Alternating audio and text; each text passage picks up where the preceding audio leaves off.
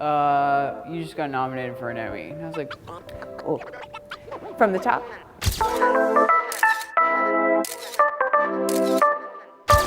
I was doing reshoots for this movie, Isn't It Romantic? And we're doing a musical number at the end. So I was recording Madonna's Express Yourself. The recording booth guy was like, you just got nominated for an Emmy. And I was like, oh, from the top? Express yourself. And my brain was like, oh! And then I went to the bathroom and like looked in the mirror. I was like, oh! And then went home and was like, ah. And I'm still doing that. We do all our own stunts. We train for about a month before we start shooting. And yeah, we're pretty self-righteous about doing all our own stunts. Yes, it's very painful and difficult.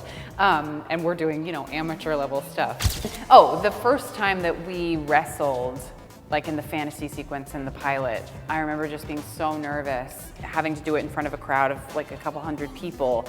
My heart was pounding, and Chavo Guerrero Jr., our wrestling coach, pulled me aside and he was like, enjoy this, you're about to experience a high that you will never feel again. Yeah, it was better than crack. I think that every woman has at least 15 women in her brain that are different crazy characters, and so it's kind of like that externalized. It's like one female brain externalized.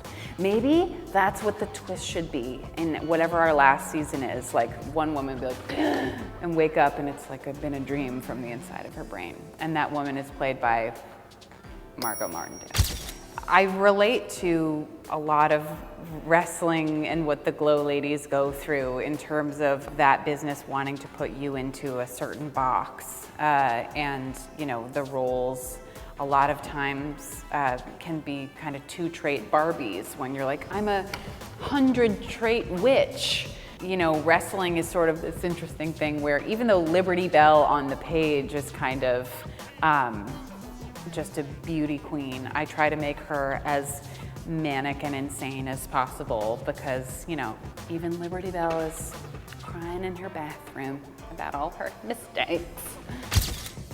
This is maybe more true to life and what would really happen. And I think that while Debbie has high self-confidence, I think her self-worth is not in the best place. And I think Ruth has more self-worth than Debbie has. And I think that experience, Debbie is sort of seeing her own shame reflected back on her. Like she sees Ruth's strength and realizes, oh, I've been in that situation and I didn't know standing up for yourself was an option.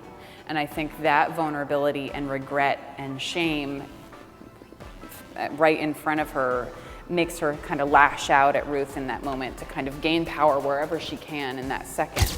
I wasted a lot of time auditioning for the job I already had, and wasting the first 3 takes kind of apologizing for being there, auditioning for the part, and then proving that I could do it the way that I knew they wanted me to, which was like choiceless and small.